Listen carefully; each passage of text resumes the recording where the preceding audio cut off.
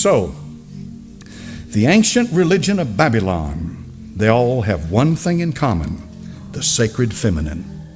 The sacred feminine. The sacred feminine. Ishtar the Babylonians, Tyre the Buddhism, Fatima of Muhammad, Sophia the Gnostics, Shekinah to the Kabbalist Jew, Mary to the Catholic, and Shakti to the Hindu. These all have one thing in common: the sacred feminine.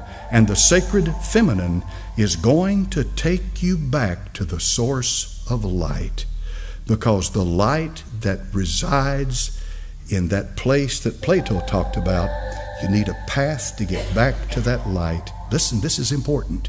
She is the one to take you to that light. Now, I'm going to give you a guess. Tell me this morning, who do you think that light is? You remember what this subject's all about? Lucifer. He's the light bearer.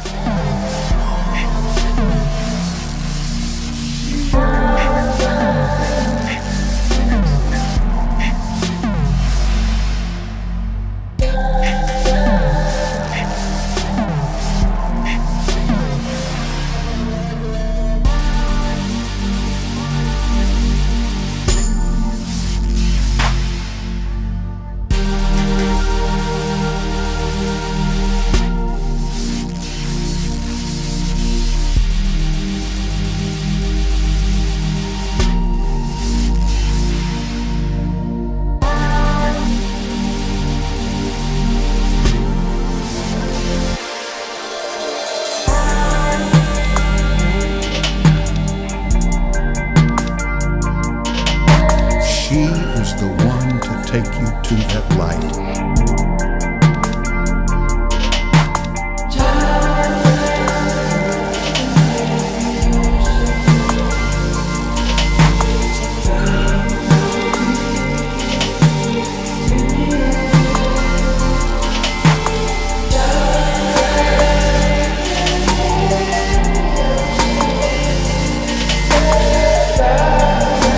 Look there, we've got the same kind of symbology on a Catholic basilica, which is kind of ironic. I'm here today at Washington DC with this big shrine to the Catholic Church here of the Immaculate Conception, to have a deeper look at what it's all about. What an eerie place.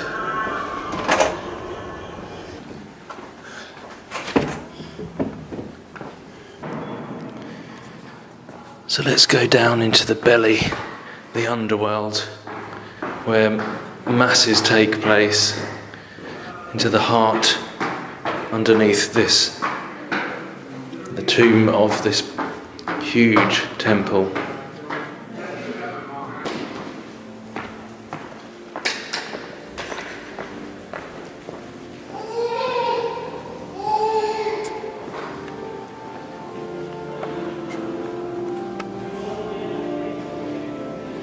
I mean, we're underground right now.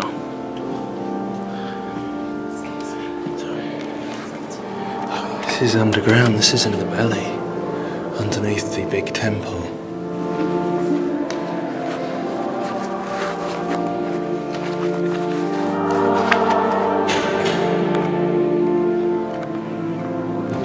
So much symbology in here.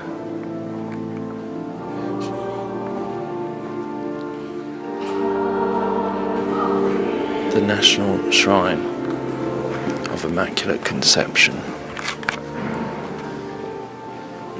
The birth pangs of the New Age, of abominations, ecumenical, one world under Rome.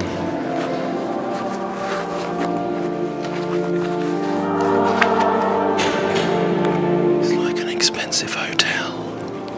One of those 5-star ones in Vegas.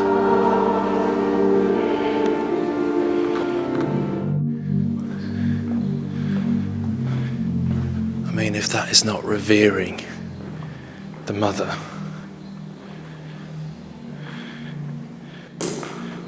Europa. And look at him, I mean, he's bowing. I've heard so many say they don't revere Mary in that way, the false Mary. But he's bowing to this Ishtar, Isis figure. Coming out of the feminine gate. The female birthing womb. I'm sure I don't really need to say too much. It's already pretty obvious what that represents. Well, and there's that hexagon again. This same symbolism, just like the Star of David. The hexagon like we saw in the other place. The hexagon with mother and child coming through. And like the reference to the black sun. So Saturn, just like the NASA have recently shown with the hexagon on Saturn and all that. And look, the heart, connection to the heart of the earth. Heart of Mary, pray for us. So often I think it's like that birthing of that Tammuz, Nimrod, Antichrist figure from the heart of the earth, which they call Gaia, like the mother goddess Gaia. So I wonder if it's a reference to that. Definitely Ishtar, Babylonian, false religion, and this is their belief system I'm speaking about here. And the references to Saturn. 6-sided shape. The Antichrist, the birth of the Antichrist. A copy of the truth, of the true Messiah, but this is the inverted, the false one. So there's always parallels and mirrors to the real truth. It's just that this goes back to Egypt, Babylon, and there's always been usurping authority, as I said, usurping authority from the real legitimate Messiah, the real legitimate truth that we can read in the New Testament. This is how they are doing it and always have done it. This is the plan all along.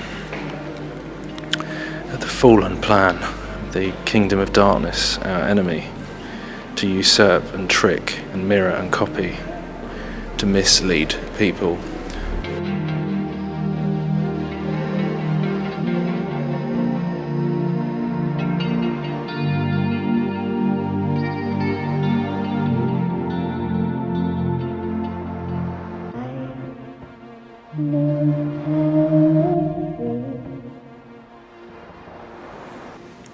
Look, pillars and archways, all the same designs as the other places, and she's sitting on a foundation stone there, behind these pillars where the veil would be, like in the Holy of Holies again, same representation, the Mother Goddess, Semiramis, Diana and child, the false Mary.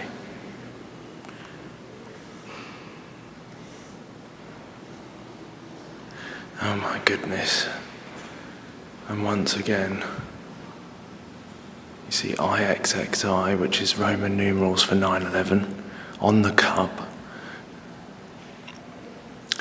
The Frankists and other secret societies, there is this belief that they need to fill up this cup of sin, make people turn to bad, which you can see happening, in order to provoke their Christ to come, which they think is the real Christ.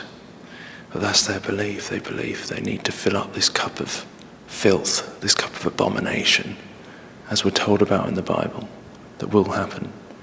The cup of abominations that will bring judgment upon the world. But they believe that they're going to get this Christ is going to come. But we know it's the Antichrist. It's Nimrod from the days of the Tower of Babel. And this cup of abominations.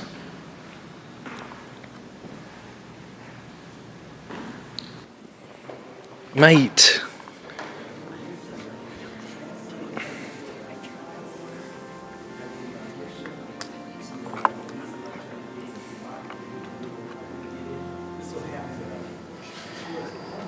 You know, even I've heard Catholics say that this Pope is very different from any other. The way he's uniting religions and one world, ecumenical, new world order. The Jezebel spirit usurps authority where it has none. I was thinking about this the other day. The Jezebel spirit usurps authority where it has none. And this is kind of the way this new ecumenical religion, Babylonian New Age religion, is working. Usurping authority over where it has none. It's pretty interesting. Usurping authority over the man, over Jesus, the true king, the queen, usurping illegitimate authority.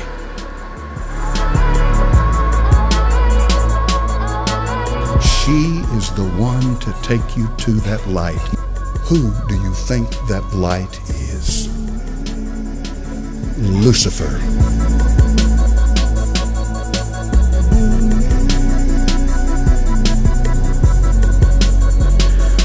Please do not tell me this is not an ornate temple of Diana, the mother goddess. Sorry. I don't think that went down too well. But look, the celebration of fertility.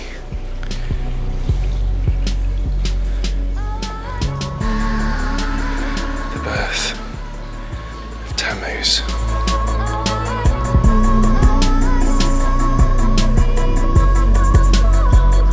Whether you call her this, or you call her that, or you call her this, or you call her that, she's the same wherever you go. She is the Mother of God. She's the universal life force. Satan is very good at accommodating whatever culture, whatever age, whatever clime you happen to be in. Making a difference to him. He's very good at accommodating it. What I simply mean by that is he'll make you feel comfortable wherever you live in accepting his religion.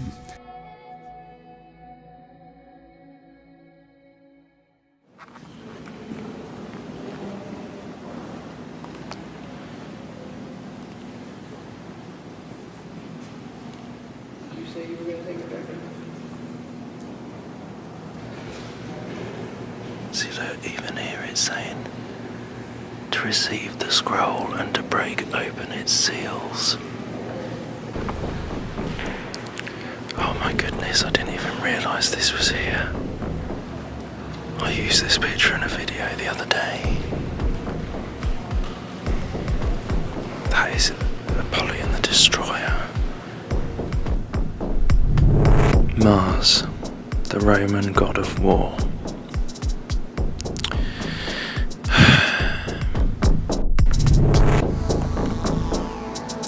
And we've got that same representation of the Holy of Holies type thing, and him raising out of it Apollyon the Destroyer, the Antichrist. That is not Jesus. I don't think it takes much to work out that that's not Jesus.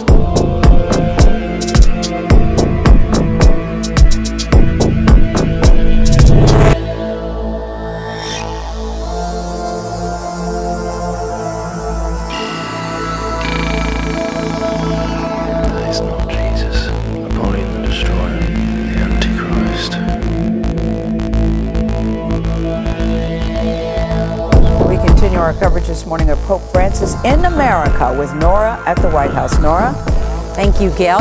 Pope Francis is also going to celebrate his first Mass in the United States, and that is at the Basilica of the National Shrine of the Immaculate Conception. Now, he is the third Pope to visit the Basilica that is on the Catholic University of America campus. And Chip Reed is there to show us what to expect this afternoon. Chip, good morning.